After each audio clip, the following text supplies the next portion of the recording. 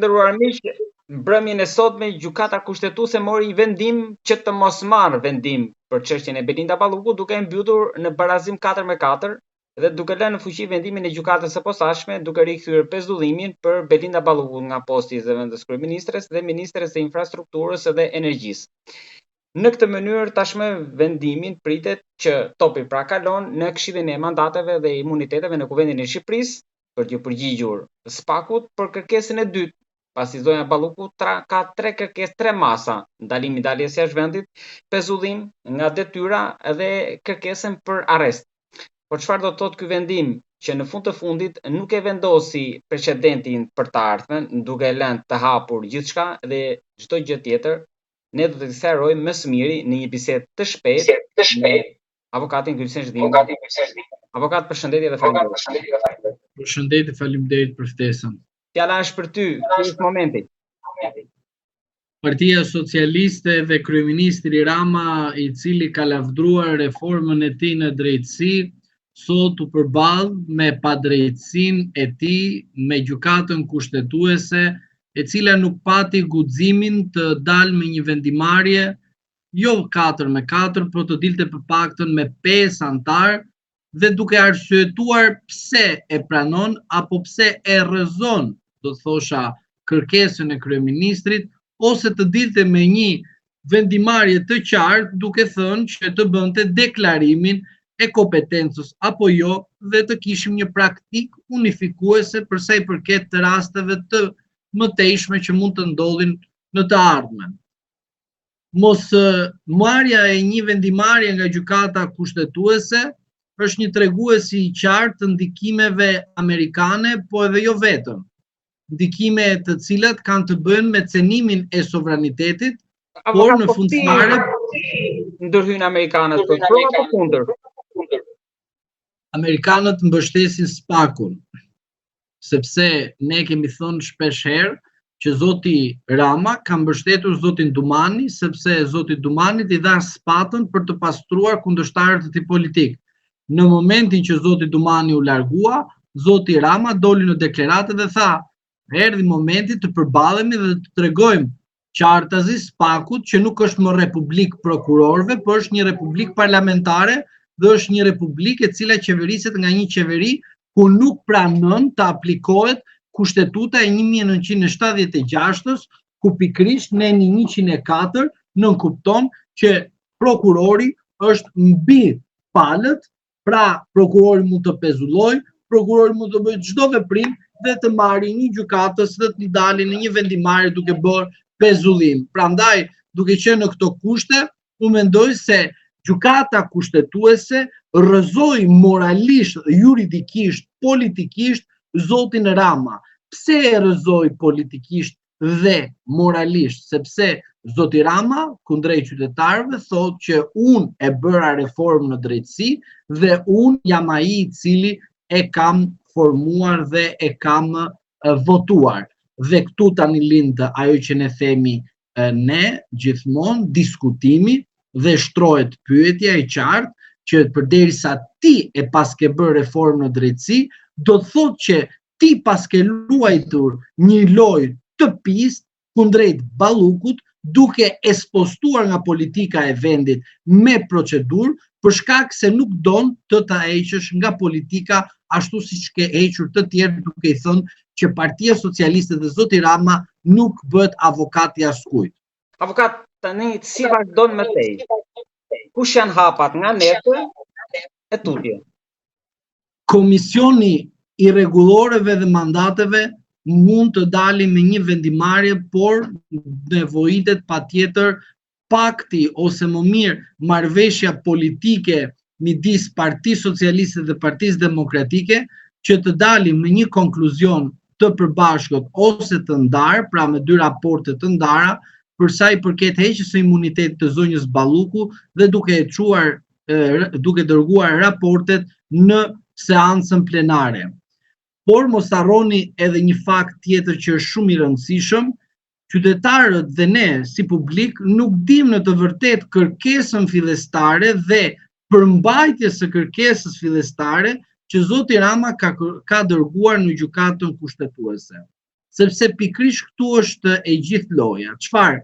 Ti tek objekti i kërkesës mund të kërkosh shfuqizimin për sa i përket pezullimit të GJK-s, po ti në përmbajtjen e kërkesës ke kërkuar gjykatës kushtetuese të interpretoj lidhur me imunitetin e deputetit dhe ministrit, apo ke kërkuar të bëj një interpretim lidhur me nenin 7 të kushtetutës për ndarjen dhe balancimin e pushtetit. Sipas anëtarëve të gjykatës kushtetuese, pra 4 anëtarëve që votuan pro, duhet që gjykata e posaçme pas kërkesës së SPAK-ut, pra sipas interpretimit tyre, nga një lexim i shpejt që i bëra, duhet që edhe për masën e pezullimit duhet i drejtohet kuvendit, ashtu siç i drejtohet për arrestin edhe për kontrollin. Pra kush janë masat tjera. Me të drejtë një pjesë e anëtarëve kanë i bërë një interpretim të tillë, por ajo që ne duhet të dimë dhe qytetarët që në rast se nuk plotësohet quorumi, pika e kërkuar në ankimin dhe kërkesën e kryeministrit automatikisht rrëzohet. Nuk e kemi votuar ne si qytetar, po e ka votuar vetë zoti Rama, por ajo që shtrohet për pyetje për çdo qytetar shqiptar është kjo: zoti Rama zgjodhi që të luajë në mënyrë procedurale si në komisionin e mandateve, ashtu edhe në gjykatën kushtetuese, për të treguar tek elektorati i tij, por edhe te anëtarët e tij dhe për të njerëz që janë pjesë të tij. Çfarë konkretisht? Që unë nuk shes njerëz, por unë do t'i mbroj deri në fund, që në rast të tjera ne nuk e kemi parë, dhe rasti Balluku është rasti i parë që kemi parë që zoti Rama kundërvihet çdo institucioni tjetër të pavarur kushtetues. Pra, ajo që ne duhet të kuptojmë, jo vendimarrjen ose më mirë opinionin apo mendimin e anëtarëve të gjykatës kushtetuese, por ne duhet të kuptojmë bashkërisht që anëtarët e gjykatës kushtetuese nuk arritën nivelin e dur kushtetues të interpretojnë në 7, jo imunitetin, sepse ndaj zonjës Balluku nuk është kërkuar heqja e imunitetit, por është kërkuar që të bëhet një saktësim për sa i përket kompetencës së pezullimit. Pra, pushteti gjyqësor mund të pezullojë ministrin që është pushtet ekzekutiv. Pra, në këtë këndvështrim juridik duhet të analizojmë, jo në pëlqyeshmërinë time a më pëlqen Rama apo Balluku. Nuk ka lidhje fare kjo. Ne merremi në aspektin parimor, pra pragmatist të kushtetutës dhe jo atë që ne themi në aspektin politik që kush mban karriket politike. Prandaj unë dua të ndaj tek ju diçka që është shumë e rëndësishme. Gjykata kushtetuese është gjykata interpretuese të kustetutës. Pra, gjëja kryesore që ajo interpreton është vetëm në një shtati, ajo nuk futet në aspektin juridik tek penalja. Pra, ajo nuk mund të bëjë një interpretim të dispozitës në aspektin penal, por ajo duhet të marrë edhe në një shtat, por edhe nenet të tjera të kustetutës dhe nenin të posaçëm procedurial penal dhe të sjellin një raport midis të këtyre neneve, të cilët mos kenë përplasje dhe të kenë qartazi një interpretim të qartë kushtetues dhe ligjor për sa i përket kompetencës e shkarkimit, emërimit dhe pezullimit, të cilët nuk e kemi të normuar në aspektin juridiko-politik. Avokate, diçka të fundit kam të thënë. Ky është lajm i mirë apo i keq për Ramën, sepse mundet interpretohet edhe si strategji që Rama me këtë vendim mund të ketë korrur një fitore të vogël. Pra mund të jetë një win-win sepse nuk u vendos precedenti në gjykatë kushtetuese për këtë. E para, po ka dhe interpretime tjera që nesër pas nesër me këtë vendim të sotme që u la në fuqi nga gjykata kushtetuese, u rikthye pezullimi, SPAK-u mund t'i drejtohet gjykatës dhe gjykata ta miratoj që mund të kërkojë mas për një tjetër ministër, antar të kabinetit. Si ta edhe ministër edhe kryeministër. Pse kjo gjë ndodh? Po, sepse thot gjykata kushtetuese.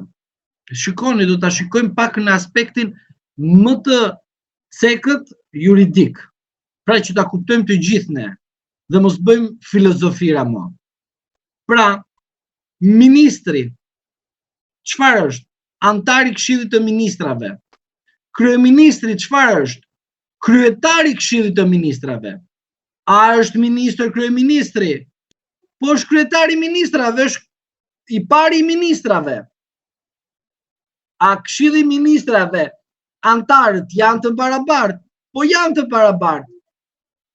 Pse? Sepse nuk ke hierarki vertikale, ke horizontale, sepse përgjegjësia është kolektive. Dhe flas për përgjegjësinë politike. Pra, që të kuptojmë dhe qytetarët kuptojnë, në çdo moment, çdo kryeministër, pra Rama sot dhe një kryeministër në të ardhmen, mund të pezullohet nga një kërkesë e prokurorit me një pakt me një gjyqtar të gjykatës së posaçme. Po kjo çfarë do të thotë? Ndërhyrje në politikbërjen. Kjo çfarë do të thotë? Goditje në sistemin demokratik të vendit. Kjo çfarë do të thotë? Nesër, në rast se një fuqi e huaj, ruse, serbe dhe kineze kërkon të bëjë destabilitet politik në vend, mund të marrë një prokuror peng, mund të marrë një gjykatës peng, t'i detyroj për shkak të një rrethane dhe nesër ne na pezulloj nga detyra një kryeministër. Nuk flas vetëm për zotin Rama, për çdo kryeministër që nesër mund të vinë në vend.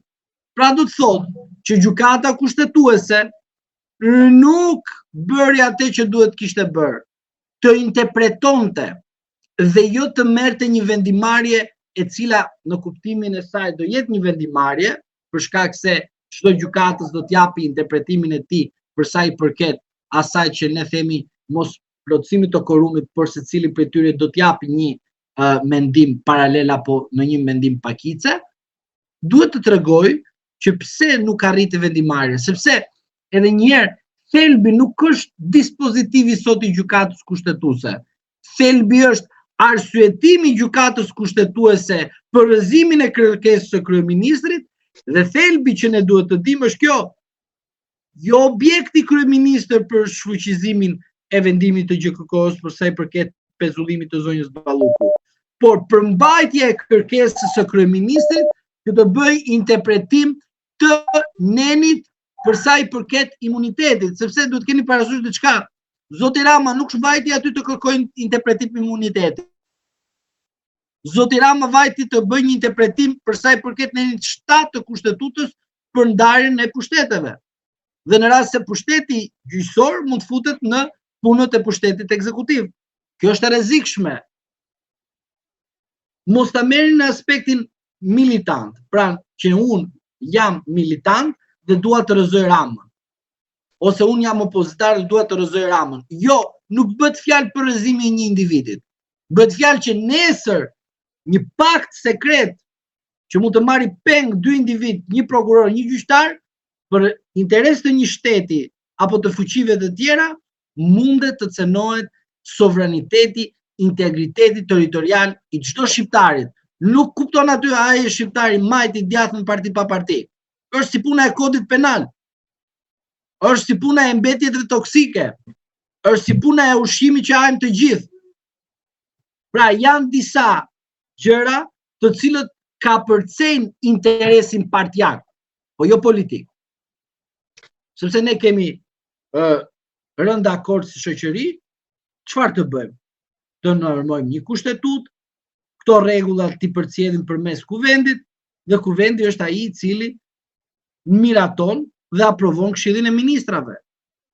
Dhe sot zoti Rama, për mendimin tim, dylberi dashur, është më i rrezikuar nga të gjithë. Pse është më i rrezikuar? Se nesër mundet një ministër të ketë të njëjtin fat, mundet nesër edhe vetë kryeministri të ketë të njëjtin fat të pezullimit. Pse them këtë gjë?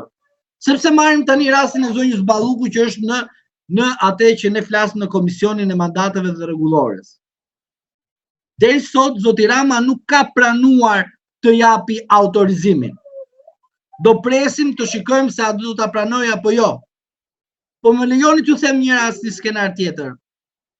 Prokurori, i cili mund të shikojë dhe të thotë, shiko zotri, me zonjën Balluku nuk kisha mundësi ta arrestoja.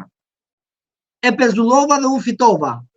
Me zotin Rama nuk ka mundësi ta arrestoj, as ta procedoj për shkak se ka numër të parlament.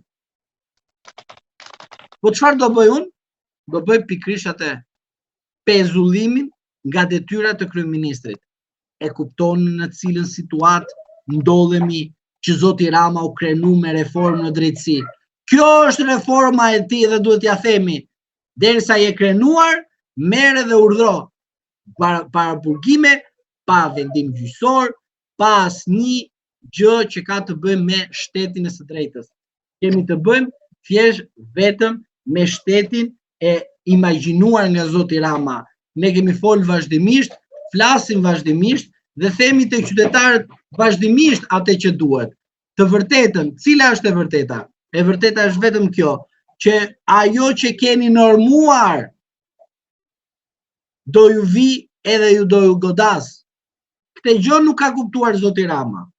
Dhe këtë gjë po ja themi vazhdimisht.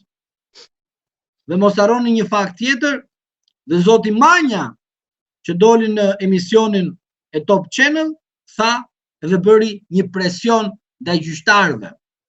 Dhe i tha, ne mund të rishikojmë reformën në drejtësi. Pse ky presion dhe pse kjo deklarat, kur vetë Partia Socialiste ka thënë që unë e votova, unë nuk kesh asnjë presë, kundërkohë zoti Rama sot flet për paraburgime pa vendim gjyqësor, zoti Rama sot flet për ndërhyrje të pushtetit gjyqësor në punën të pushtetit ekzekutiv. Pra, ajo që të bën ty përshtypje është kjo, zoti Rama në Republikën e Shqipërisë u bë kryeministër sot, apo ishte kryeministër nga 2013? Pse zoti Rama sot pikrisht del edhe thot që mjaft kaq paraburgime, mjaft kaq telashe që vetë sistemi gjyqësor futet në punët e brendshme të qeverisë. Prandaj unë dua të them tek opinioni publik që na ndjek, ne duhet kuptojmë qartazi që sot Partia Socialiste dhe zoti Rama është në kontradikt me ato çfarë ai ka thënë në të shkuarën e tij. Pra, ishim të kënaqur sepse zoti Berisha, zoti Meta e të tjerë janë në përburgje, ndërsa sot kur momenti erdhi që është momenti i cili po sjellë dhe po çon drejt masë sigurisë, arrest në burg, arrest në shtëpi ndaj zonjës Balluku, tani erdhi moment të kujtojmë Republikën parlamentare dhe jo më Republikën e prokurorëve të cilën zoti Rama e ka përgëzuar. Avokat, unë të falenderoj shumë për këtë analizë të shpejtë edhe ju them edhe shikuesve që ne do ta vazhdojmë ta ndjekim këtë çështje nesër dhe në ditët në vazhdim, duke trajtuar. Patjetër. Të falenderoj shumë avokat. Patjetër do ta ndjekim dhe duhet të themi të vërtetën dhe gjithmonë e vërteta do na bashkëqëroj. Por unë dua t'ju them juve dhe opinionit qyrë në aspektin parimor se gjykata kushtetuese nuk bërë një interpretim të qartë për sa i përket në 7 të kushtetutës.